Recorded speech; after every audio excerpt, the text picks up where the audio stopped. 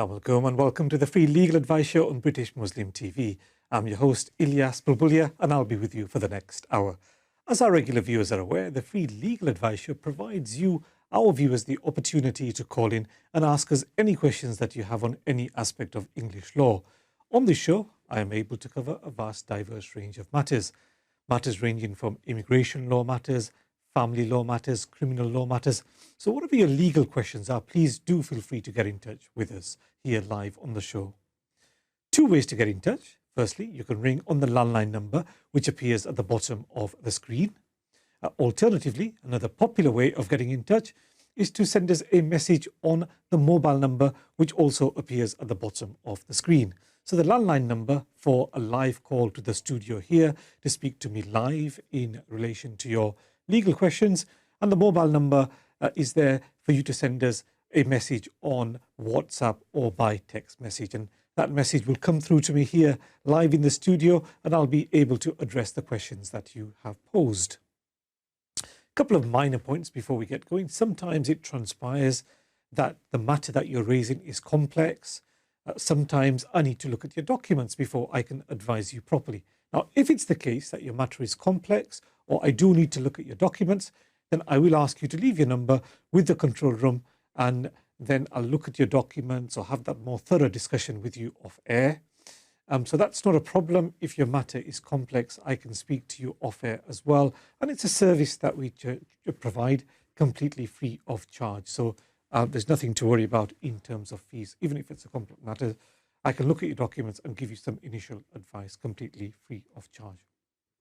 On the show, we get numerous calls relating to immigration law matters, which is fantastic.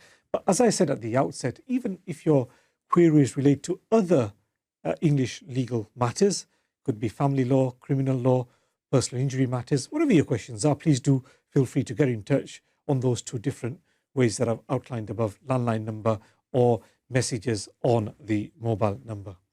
Now, we have a caller who's been waiting a while. Let's go to our first call. Hello, Assalamu alaikum. Hello, Assalamu alaikum. Assalamu alaikum, brother. Ji, walaikum salam. Ji, thank you very much. I have a question. I sent it to you yesterday for a WhatsApp message. Okay.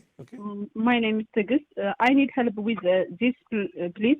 My nationality is Eritrean, but I was born in Ethiopia.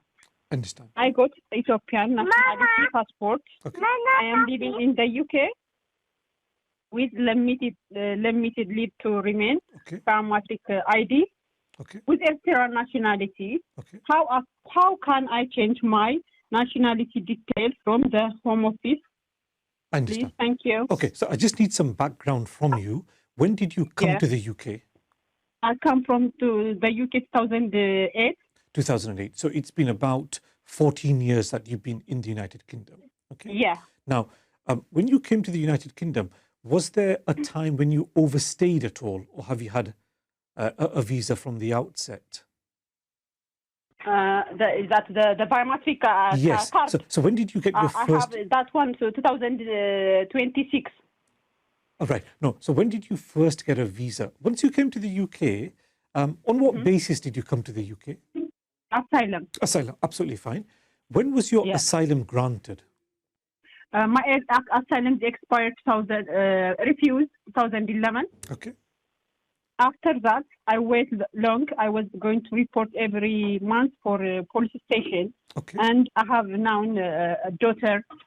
She will be turned 10 on May. And the other one, my daughter, she already 8. And my son will be 3 this month. I understand. But and I get this biometric limited to remain for a long term residing to 10 years. Okay. So, sister, what I'm trying to work out is, when your asylum claim was refused, then you were reporting at the reporting center. When did they grant you refugee status? When did they grant it to you? When's the first time you got proper limited leave to remain? Yeah. I'm just trying to work out the date when you got it. Your voice is very low, that's why I can't hear you. Yeah. So when did you first get the visa? The refugee status? Here, 2026. 2016. 16, eh? Yeah. So before 16, you were an overstayer, weren't you? This expired for every 2 years and a half, and already I apply for 5 years now, and expired it will be also now on May. Okay, so when you apply for nationality, there are two things. One is you need settlement, indefinite leave, so you need settlement, and secondly, your record for the last 10 years needs to be clear. So you count the 10 years from when you actually got the visa in the UK.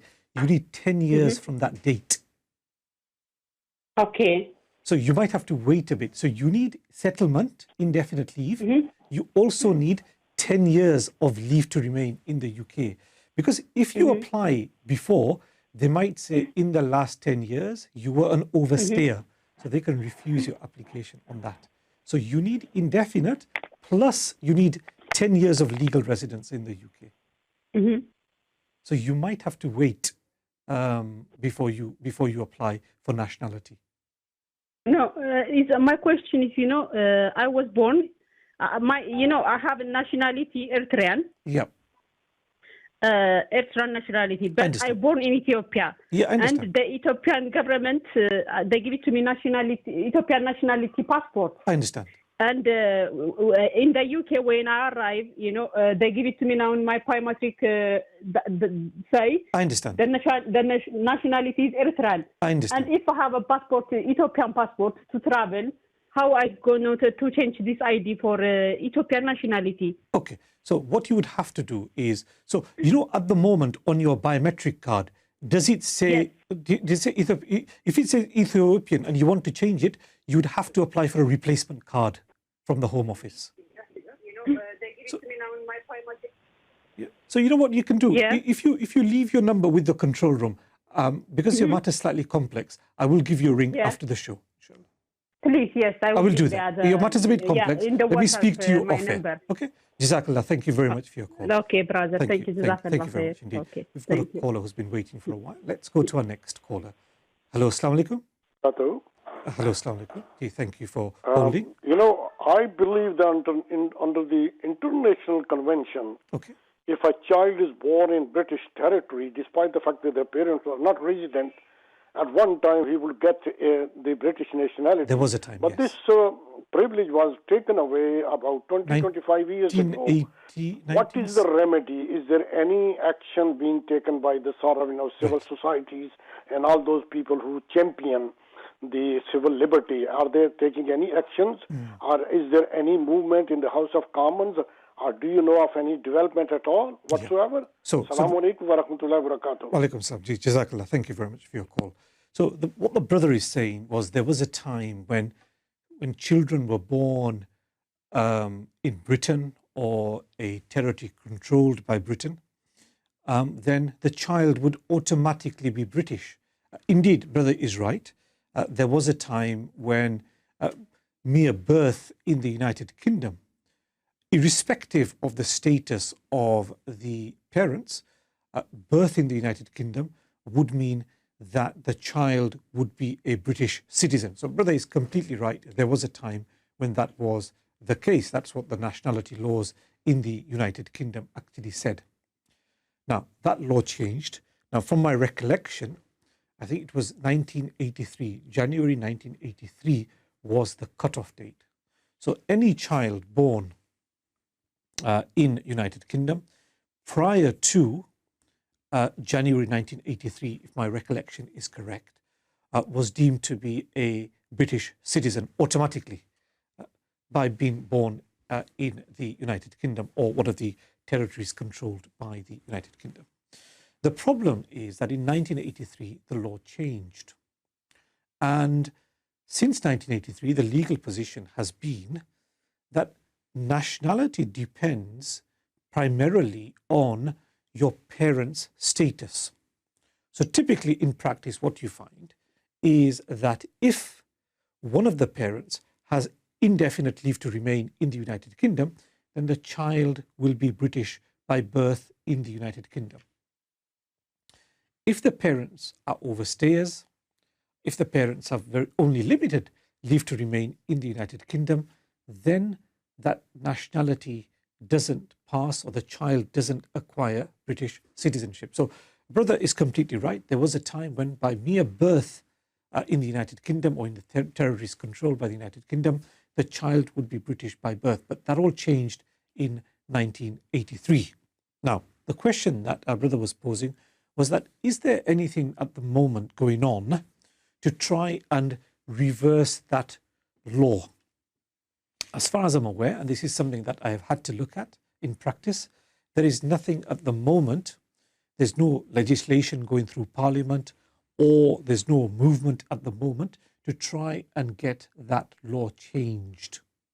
And to be quite honest, to me, it seems unlikely that the law will be changed, because this change whereby children born in the United Kingdom were not able to acquire British nationality by birth in the United Kingdom is a change which I have seen in other countries as well. Ireland, up until recently, had nationality legislation whereby by mere birth in Ireland, the child would acquire Irish nationality. Now, even that's been abolished. So generally what we've seen, not only in the United Kingdom and also in other countries, is that nationality no longer is guaranteed simply by being born in the United Kingdom.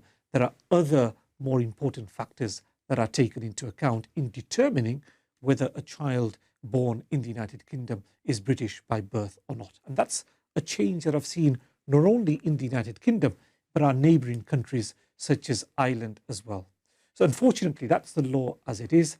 Personally, I think it is highly unlikely that this piece of legislation, the way things are with immigration and nationality laws, where things are getting stricter day by day, it seems unlikely that this aspect of the law will change, unfortunately. That brings us to the end of the first part of our show. We'll be taking a short break. Inshallah, we'll be back in the next couple of minutes.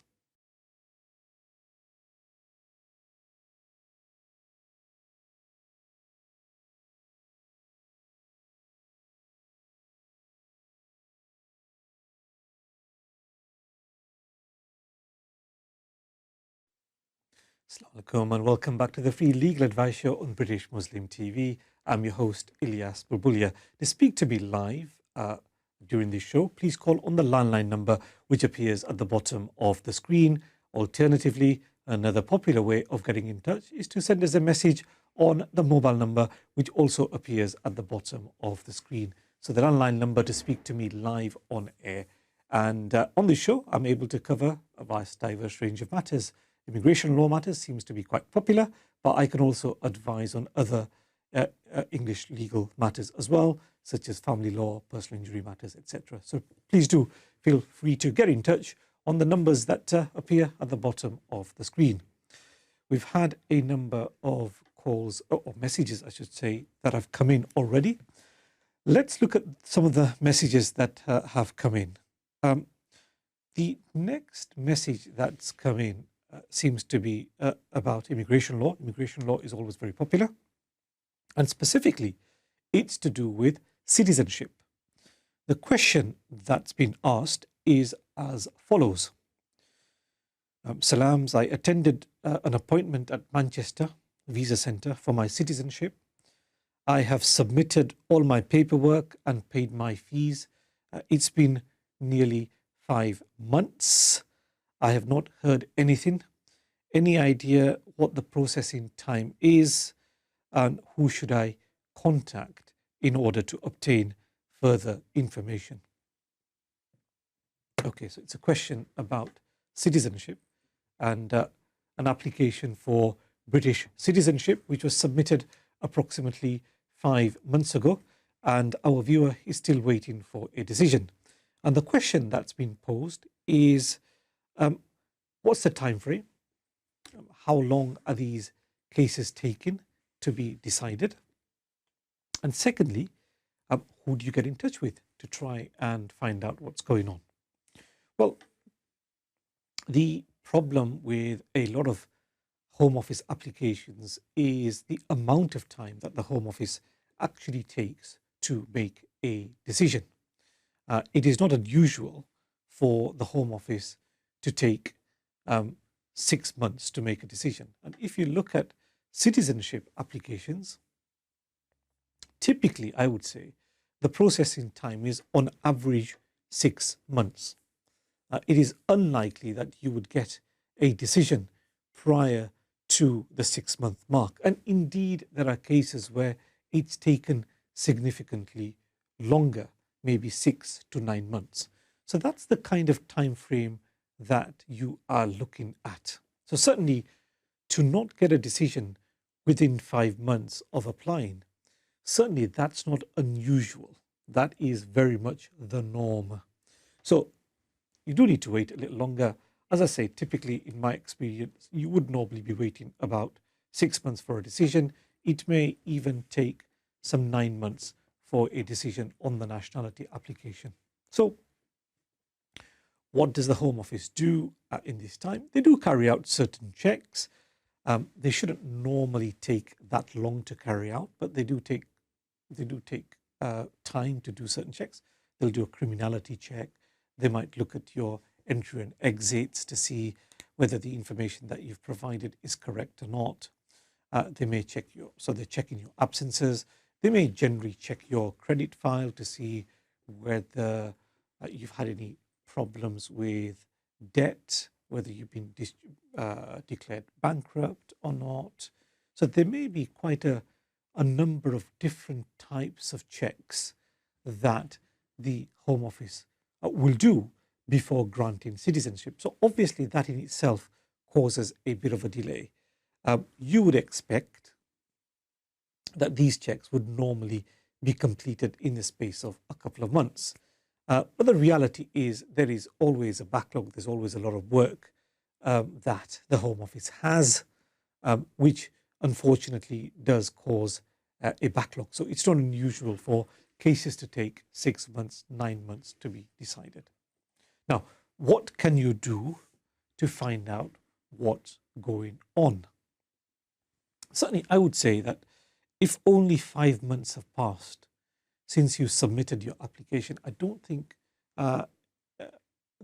currently, if you've only been waiting 5 months, you should be making inquiries. Certainly, if you've been waiting 7 months, 8 months, fair enough, you should be making inquiries at that stage. But at this stage, where 5 months have passed, I don't think it's that important or that necessary to start making inquiries with the Home Office. But if you wanted to, how do you go about it?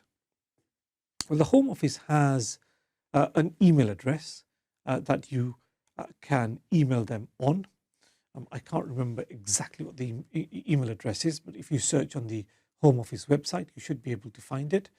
It's something along the lines of inquiries@nationality.gov.uk, but something along those lines. You send them an email and you get a response. Now, I should say that whilst we've had a bit of a lockdown over the last couple of years, the Home Office did stop responding to that email address. Now, it may be the case that they have now started monitoring that email address and started responding to people who are sending emails to that email address. So one is you can get in touch with the Home Office on that email address. Secondly, you can phone the Home Office directly. And again, the phone number is on the government website, the Home Office website. There is a telephone number there that you can call, and you will be put through, after you've been waiting for a while, you will be put through to a contact center where they will hopefully be able to give you some basic details. Now, normally in my experience, if you do contact them prior to 6 months having passed, they will simply say to you, we will not give you an update. You must wait 6 months before we are able to give you an update. And even if you've been waiting 6 months, let's say you make the inquiry 7, 8 months down the line, even when you make the inquiry, they are only able to give you very limited information. So typically they will say to you that, yes, we can see from the system that your application for nationality is still pending and is with the Home Office. So that's the kind of information that they normally are able to provide. They're not able to go into your application as such to see what the caseworker is doing, and neither are you able to speak to the caseworker directly. Now, if you've been waiting a long time, let's say you've been waiting 9-10 months or even longer, and you still haven't had a response, maybe you've sent the Home Office an email and you've had nothing back, maybe you've contacted them on the number that appears on their website, and again you've not had a positive response and you've been waiting for a while, you can then contact your local MP to see what your local MP can do. Now, it may well be, and what they can do is they can get in touch with their own contact person within the Home Office. They do have a direct line in terms of who they can contact, so it's slightly different to what solicitors can do. A lot of the time when solicitors write to the Home Office asking for an update, you don't even get a response.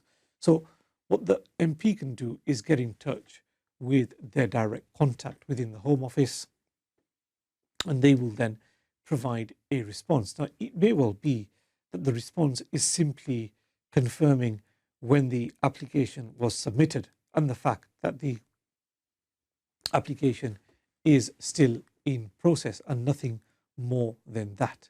Now, it is very unfortunate that when cases do get stuck, it is very difficult to get the Home Office to give you a proper update or give you a time frame even as to when the application will be decided. Just today at work, we had a client who was slightly concerned about the amount of time it was taking for the spouse visa, husbands abroad, the spouse visa to be processed. And they'd been waiting some 8-9 months and there hadn't been a positive decision.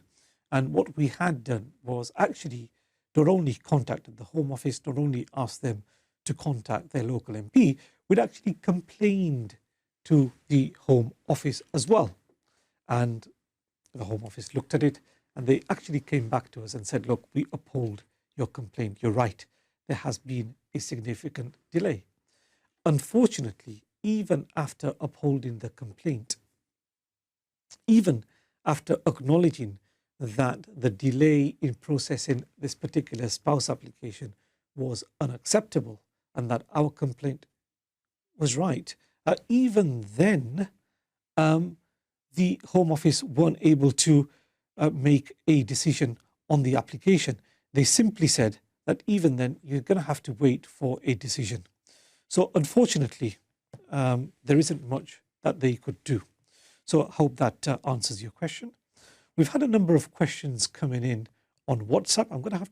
I'll start looking at those questions. I think the next question is very much similar to what our previous caller asked about, which is that they have been living in the United Kingdom with a biometric card where the nationality details are different. So on the biometric card where it says that your nationality is this and you think it's correct or it doesn't accurately reflect what your nationality is, what do you then do? And as I explained to our viewer when they were speaking to me live on the air, you can change details which are incorrect on your biometric card. You can get them changed by asking for a replacement card from the Home Office. It may involve paying a fee and then asking for your details to be updated. Now, the problem is sometimes the Home Office does turn around and say, you know what, you've known about this for a long time. You knew about this when you applied for your last leave to remain. So make a full application, which is quite costly. Generally, my view is the starting point is if the details on your biometric card are inaccurate, whether it's the name or your nationality, write to them first, ask them to amend it. If they don't agree, you might have to make a paid application to update the details on your biometric card. I think this is similar to what I was asked before in the first part of the show. So if our caller is listening, that's what we would do. But I did say to our caller that if she does leave her number, with the control room, then I will give her a ring and I will take her through the different steps that she can go through to try and amend her biometric card, from writing to the Home Office or making a paid application to update the details on the card. Hope that answers the questions that have been raised. We're taking a short break. Inshallah, we'll be back in the next couple of minutes. See you then.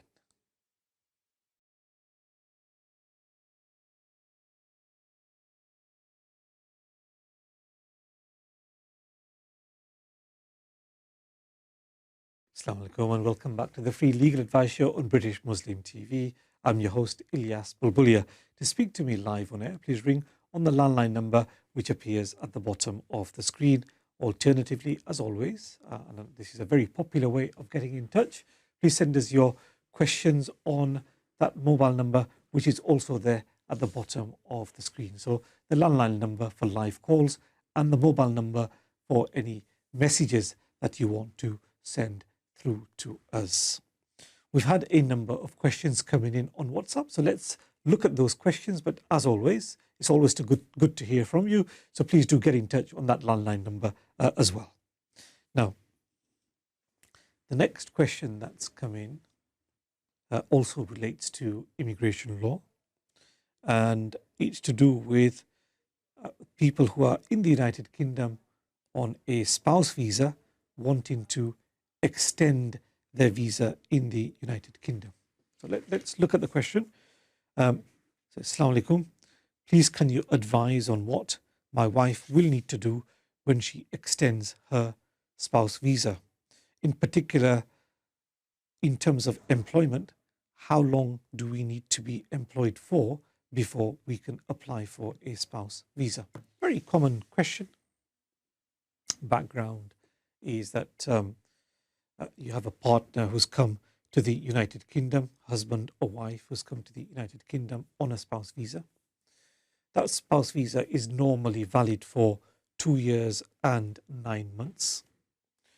So obviously the concern is, what do you need to do when the visa is about to come to an end after 2 years and 9 months?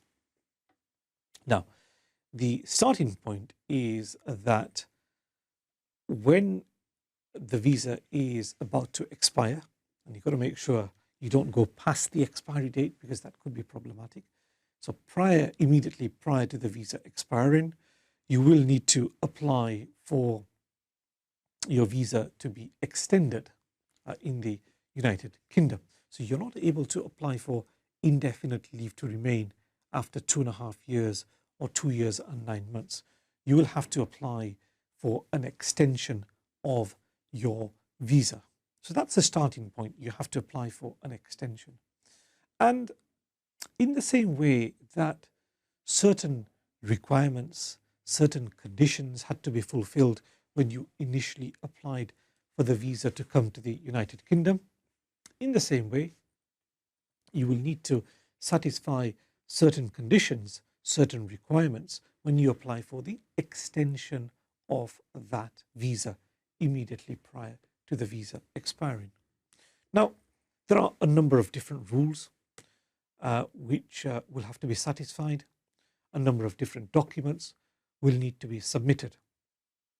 But what I tend to advise clients in practice is, when you apply for your visa to be extended, look at the extension in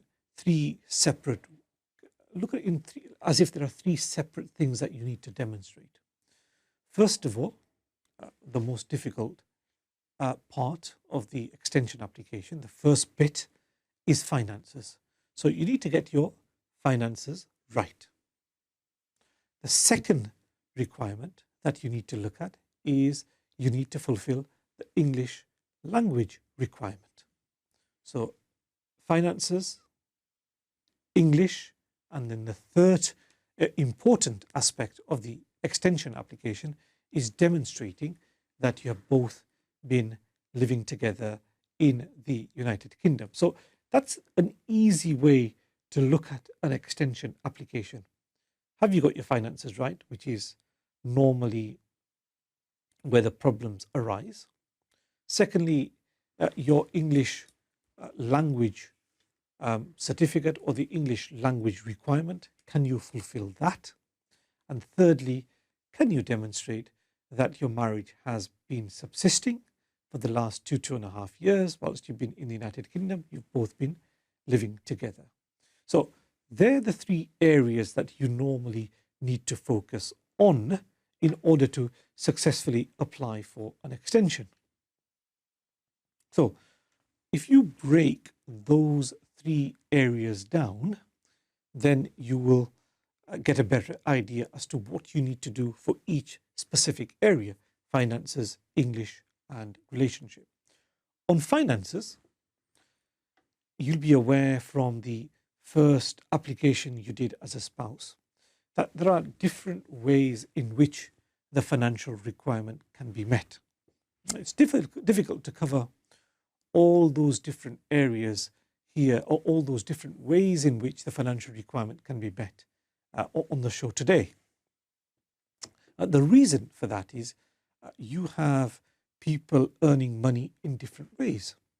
Somebody might be employed, somebody might be self-employed, someone might be receiving rental income, or they might have significant cash savings, or they may be in receipt of disability benefits, or they may be in receipt of a pension, etc., etc. So in terms of finances, it's difficult to advise generally on that and say, look, this is what you need to do, because in terms of how you meet the financial requirement on an extension, that's really determined by what your income is, what your source of income is.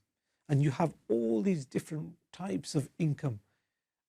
And depending on the type of income that you have, that will determine what evidence you need to submit, the length of the income you need to have been receiving before it qualifies, or before you can use it to qualify for an extension. But let me give you a very basic scenario where somebody is employed. So it's not a complicated case. They are not self-employed. They are not receiving rental income or anything of that nature. They are simply employed by an employer, not connected to them or their family. In that case, the easiest scenario is if you've been employed for 6 months, then you can show your income over the last 6 months. So typically you would be submitting your 6 months wage slips and your 6 months bank statements and an unemployment letter. Now, if your income over the last 6 months is enough, fantastic. If your income is not enough, you could rely on your partner's income as well during the same period. So 6 months of wage slips for yourself, 6 months of wage slips for your partner as well. Now, combined, as long as the income is equivalent to £18,600 per year, then that works. So it's certainly easier than the initial spouse application. So that's how you meet the financial requirement. Let's go to our next caller who's been waiting for a while. Hello, Assalamu alaikum. Hello वालेकुम सलाम जी वालेकुम सलाम जी भाई, thank you for calling. मेरी आपसे कुछ हफ्ता पहले बात हुई थी. आपने बहुत अच्छी एडवाइस दी थी, तो मैंने एक तो थैंक यू के लिए आपको फ़ोन किया था. फैमिली विजिट का वीज़े के सिलसिले में वो टाइम लग रहा था, तो मैंने फिर क्वेरी भेजी थी, ऑनलाइन क्वेरी फॉर्म. तो उन्होंने रिस्पॉन्ड तो किया, लेकिन अभी इशू ये है कि उन्होंने ये तो कह दिया कि डिसीजन उस फैमिली विजिट एप्लीकेशन में उन्होंने ले लिया, लेकिन क्या डिसीजन है वो तो ईमेल पे उन्होंने नहीं बताया. लेकिन आपको उन्होंने मंगाया, क्योंकि जब हमने केस किया था तो उन्होंने बायोमेट्रिक के साथ पासपोर्ट कापी रख के तो पासपोर्ट वापस कर दिया था. तो अभी तो हमने फिर उनको फ़ोन करके कहा था, तो पासपोर्ट लेके भी गए थे उधर जेरी ऑफिस में. तो उन्होंने कुछ दिन के बाद रिटर्न कर दिया. وداؤٹ کوئی انفارمیشن یا کوئی چیز اس کے ساتھ، نہ انہوں نے یہ کہا کہ یہ ان کی ویزا گرانٹیڈ ہے یا نہ انہوں نے نہ کی ہے، تو ہمیں کچھ پتہ نہیں، وہ بس انہوں نے پاسپورٹ اسی یعنی کہ بلینک پیجز کے ساتھ واپس بھیج دیا ہے، تو ہمیں کچھ نہیں پتہ چل رہا. تو پھر میں نے دوبارہ اسی ای میل پہ ان کو کیا، لیکن انہوں نے ابھی تک اس کا کوئی رسپانس نہیں دیا. جی سو آپ جو پاسپورٹ جو جمع کرنے کے لیے گئے تھے نا وہ جیری آفس میں، تو آپ کے پاس کوئی ای میل آیا تھا کہ پاسپورٹ جمع کرو، ایسا ای میل آیا تھا؟ مجھے وی ایف ایس کی طرف سے ای میل آئی تھی، انہوں نے کہا تھا کہ 24 مارچ کو انہوں نے وہ سینڈ کر دیا تھا ہوم آفس کو. تو اس کے بعد پھر یعنی کہ within a week, less than a week وہ پاسپورٹ واپس آ گیا تھا، اور اس کے ساتھ کوئی انفارمیشن کوئی چیز نہیں، اس لیے ہمیں ابھی تک نہیں پتا کہ اس کیس کا ڈیسیژن کیا ہوا ہے. جی سو یہ جو پاسپورٹ اس نے واپس کیا نا، تو پہلے جب اپلیکیشن ڈالا تھا تو وہ ٹائم پہ اس نے واپس کر دیا تھا پاسپورٹ کہ یہ پاسپورٹ لے جاؤ، پھر بعد میں جمع کرنا ہے. پاسپورٹ انہوں نے جب بایو میٹرکس انہوں نے دیے تھے لاسٹ جون کو، جی تو پھر اس وقت انہوں نے پاسپورٹ اسی وقت بایو میٹرکس لے کے نا تو واپس ساتھ دے دیا تھا. تو انہوں نے منگایا نہیں، اور انہوں نے ہمیں کانٹیکٹ کرنے کی اگر شاید کوشش بھی کی ہے، they tried to contact you over the phone or something. مجھے ای میل نہیں ملی، لیکن اگر فون سے کانٹیکٹ کرنے کی کوشش کی بھی ہے نا تو وہ ہو سکتا ہے کہ فون کال نہ یعنی کہ ہم لے سکے ہوں.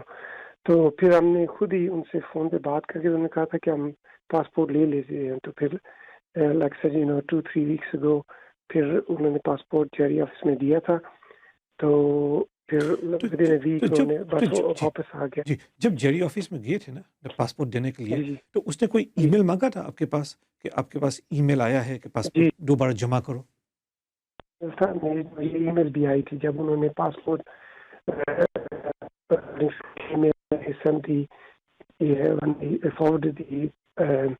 passport to home office. I got the email that.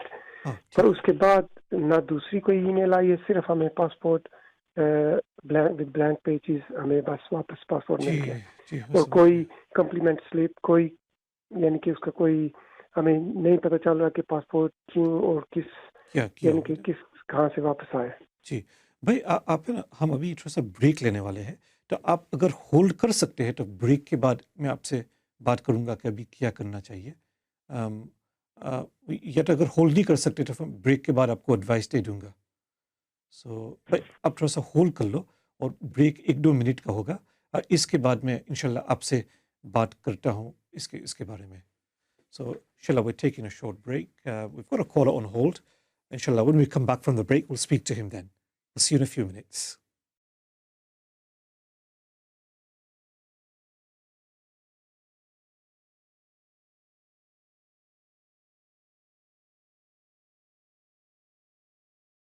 Assalamu alaikum and welcome back to the Free Legal Advice Show on British Muslim TV. I'm your host Ilyas Bulbulia. To speak to me live on air, please ring on the landline number which appears at the bottom of the screen. Alternatively, you can send us a message on the mobile number. We've got a caller who's been waiting for a while, who we were speaking to just before the break.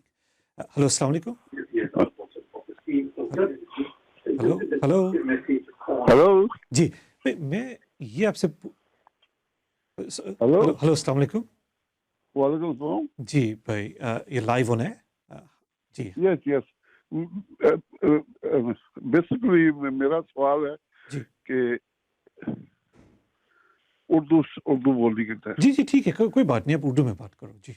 मेरा सवाल ये है कि मेरा friend है, उसने अपनी wife के लिए वीजा अप्लाई किया था, उसका वीजा हो गया था 2.5 साल का, फिर उसके बाद कोरोना आ गया है, दोबारा वीजा अप्लाई किया है तो वो इनकम शो नहीं कर सका जी, और वो क्या हुआ कि उसको 10 इयर्स के रूल में डाल दिया है. जी समझ गया जी. फिर अब कोरोना खत्म हो गया है, क्या 7.5 ईयर के बाद इंडेफिनिट लग सकती है या उसके लिए 10 साल पूरे करने पड़ते हैं? नहीं, उसको 10 साल पूरे करने पड़ेंगे. इसमें ये कर सकते हैं कि अगर किसी को 10 साल में डाला ना तो वो दोबारा 5 साल में जा सकते हैं। मगर इसमें प्रॉब्लम क्या है कि अगर दोबारा 5 साल में गए तो 5 साल वाले रूट में और 5 साल करने पड़ते हैं, तो समटाइम्स कोई फ़ायदा ही नहीं ये करने में। अगर 10 में डाल दिया तो फिर लोग ये क्या करते हैं कि वो 10 साल वाले रूट में ही रहते हैं नॉर्मली। अच्छा सो कंटिन्यू 10 साल वाले वो ही नॉर्मली इजी होता है, क्योंकि कोई बंदा ने 2.5 ईयर्स यहाँ कर लिया, फिर एक्सटेंशन पे उसको 10 साल में डाल दिया, तो फिर जब उसका नेक्स्ट एक्सटेंशन आएगा ना 5, जब उसने 5 ईयर्स यूके में कर लिया, तो अगर वो दोबारा 5 में जाना चाहते हैं तो इसमें कोई फ़ायदा नहीं है ना, क्योंकि 5 और साल करने पड़ेंगे उसको। तो अगर वो 10 में ही रहे 10 साल वाले में, तो उसके 10 साल में भी उसका इंडेफिनिट हो जाएगा ना। 10 साल के बाद डेफिनेटली लग जाएगी। वो लग जाएगी 10 साल में। फ़ायदा ये है, चलो लॉन्ग टाइम वेट करना पड़ता है, मगर इसमें कोई इनकम बचाने की ज़रूरत नहीं है, कोई इंग्लिश बचाने की ज़रूरत नहीं है अंटिल द एंड पे। उसकी कोई प्रॉब्लम नहीं है, उसकी बात पढ़ी लिखी है, इंग्लिश की कोई प्रॉब्लम नहीं है जी। It's nothing that's not the issue जी। और यहाँ पर भी पढ़ रही है जी, यहाँ पर वो कोर्स कर रही है जी, इसमें एजुकेशन को आगे लेके जा रही है जी। इसमें सिर्फ इसमें समटाइम्स किसी को 5 इयर्स में जाना है ना, तो वो ये कर सकते हैं, लेट्स से एक्सटेंशन के वक्त उसको डाल दिया 10 इयर्स में, फिर वो टाइम पे उसका यूके में 3 इयर्स हुआ है, तो फिर वो पैसे देकर दोबारा अप्लाई करके 5 इयर्स में जा सकता है। तो अगर सारी फीस दोबारा देनी पड़ती है 5 साल में जाने के लिए, और 5 and then another 5 years करने पड़ते हैं, तो फिर मोस्ट पीपल करते ही नहीं है, वो सोचते हैं इसमें क्या फ़ायदा है। चलो ठीक है, थैंक यू वेरी मच। जज़ाकल्लाह, थैंक यू है आपका call, thank you very much indeed, thank you. Just before that call, we had a brother who called in regarding a visit visa where there initially has been a significant delay in getting a decision, finally made contact with the Home Office and things seem to have moved on, and there seems to have been an email of some sort saying, look, resubmit the passport. They've gone to resubmit the passport, and when they've got the passport back, there is no visa sticker there. Now, if there's no visa sticker there, normally it is bad news. It is normally the case that the application has been refused. But you know what's confusing here, and this is what I don't understand, is if the visitor application had been refused, what they normally do is simply send you an email with that decision. Say, look, your application has been refused. There's no need to require you to submit the passport. That's what I don't understand. Why is it that they've been asked to submit the passport? There's no need for the passport to be submitted. You simply get a decision saying that the visa has been refused, full stop. That's the end of it. You wouldn't then go to submit your passport for it simply to be returned in a week's time. So that's what confuses me about the question that our brother raised about the visitor visa. Now, what should you do? I have had this before where it looks like the application has been refused, but you haven't received an email. The problem is it is very difficult to get the Home Office to send you that decision again.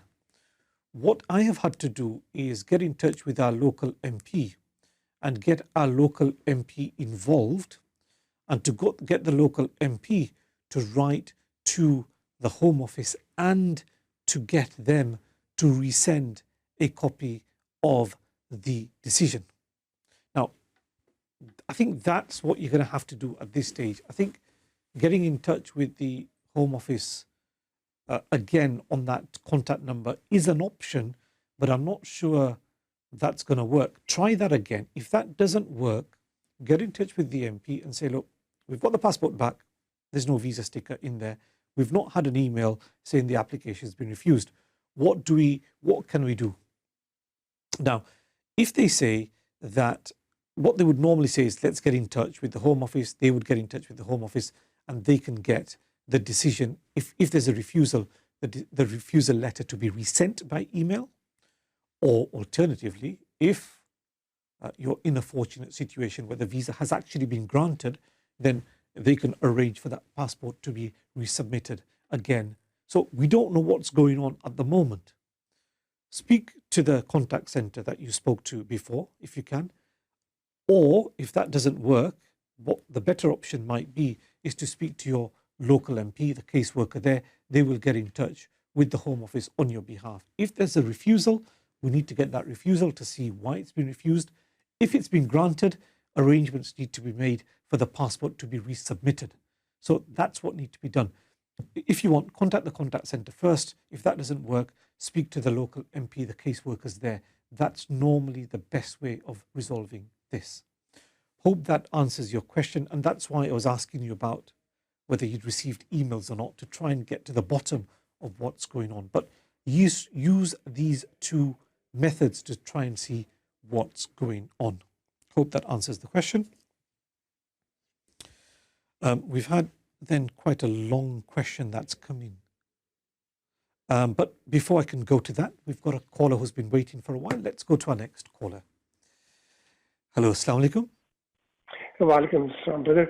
I was one who spoke to you about 10 minutes ago about the family visit visa. जी. तो आपका एक सवाल मुझे जवाब देने में मैं रह गया था, तो मेरी sorry, apologies for that. No problem. आपने पूछा था कि जब आप पासपोर्ट जमा कराने गए थे जारी ऑफिस में, तो उन्होंने ईमेल यानी कि जो ईमेल उन्होंने भेजी थी मुझे वो साथ लेके गए थे, तो हमने वो उधर ही प्रिंट मैंने उनको ईमेल फॉरवर्ड की थी जब वो ऑफिस में जमा कराने गए थे पासपोर्ट, तो उन्होंने उधर ही प्रिंट करके ऑफिस में उन्होंने उसी वक्त पासपोर्ट के साथ, लेकिन उसमें डिसीजन नहीं था उस ईमेल में सिर्फ ये कहा था कि जी सर वो ईमेल था, नहीं वो ईमेल पे क्या लिखा था? उसमें ये लिखा हुआ था कि मैंने सारी इन्फॉर्मेशन देकर पूछा था, मैंने ये पूछा था कि आपने कोई not heard from you, तो उन्होंने कहा था कि a decision has been taken, these are their words, so their words are the decision has been taken, has anybody got into, but we not received your passport, that's their words. So we contacted the jury office by phone and asked them that have you got in touch with us to request the passport from us, and because they said we just need to see the email, so we printed the email and submitted the passport. What could have happened is what might have happened is that the person who went with my mother-in-law, who was the applicant in this case, by mistake, because the case took too long, they thought it was an appeal decision. When it wasn't, it was the original case that we made some time ago. So it could have been that they took it as a decision on appeal, and so they probably not, when they looked at that passport, they said this, we haven't got any appeal for this person. So they might have just returned the passport without, so it might have gone to the wrong category. Something's gone wrong there. Something's gone wrong. Yeah. It's unusual. Or it could be that the caseworker who's looked at it and said, well, you've not submitted your passport, go resubmit your passport. So when you've got to resubmit it, there was no need for them to hold it at that stage. You know what I would do is two things. Get back in touch to that contact centre and say, look, has a decision been made? We haven't received a decision. We went to submit the passport and they've returned it. If that doesn't work, I think something's gone wrong here. The only other way that this can be resolved is if you speak to your local MP, the caseworker there. Yeah, that's how we'll do. I think, and I hope this hasn't happened, I think the decision might be negative. They might have refused it. In which case, you should have just got the decision on email. There's no need to submit the passport. If you did submit the passport, it would come back as it is without the visa sticker. Something's gone wrong. Yeah. So please do get in touch with the contact centre or the local MP. Yeah. Can I just ask one question very quickly, please? Sure. Normally, when they refuse an application, would they put some sort of, a stamp or something to say, No, they don't. No, they don't anymore. They stopped stamping the back of the passport now. So what they've been doing is simply sending the email saying, look, your application's been refused. And if you had submitted your passport, it's returned without any stamps on it.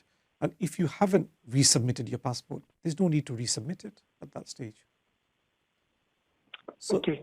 And would they ever send a written decision to say whether the application been by email. By email, they send it by email now. They changed their policy. Right. That's okay. You need to check your junk as well to see it's not gone there. So these decisions, where there's a refusal, they send the refusal by email now. And if just one more question, please. Sorry to keep you keep asking. Brother, the only thing is we're about to finish, so you're gonna have to be very, very quick. Yeah. It's a very quick question. So if we emailed, is there a time limit by which we should have responded to that? Because I've heard that for visit visa, sometimes, for example, if you don't respond to the 4 weeks or 6 months or whatever, is there a time period by which we should respond to? No, brother, there's no. But if you want to challenge it, you can normally challenge it within 3 months by going for judicial review. The best option normally is to reapply. So to reapply, you can do that anytime. You can do that now. So, brother, I would suggest you get in touch with the local MP. We'll be back on air next week at the same time. Please do get back in touch with me then. Until then, Assalamu alaikum.